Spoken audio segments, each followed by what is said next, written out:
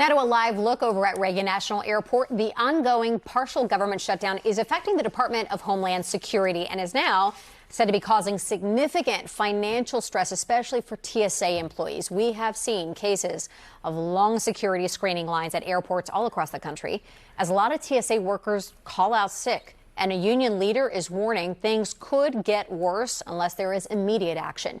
News 4 transportation reporter Adam Tuss is covering that story for us from Reagan National Airport.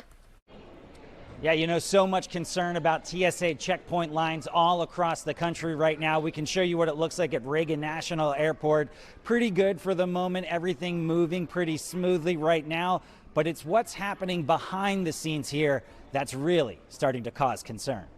Well, TSA workers are about to miss their second paycheck of this ongoing partial government shutdown. And that's on top of what these workers went through during the longest government shutdown ever in the fall, where many missed multiple paychecks as well.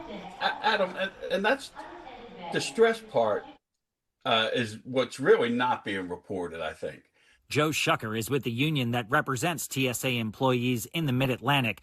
Now, TSA sources are telling News 4 that it's gotten so bad that some workers are sleeping in their cars outside of airports, including Dulles International, because those workers can't pay rent or afford gas to drive around.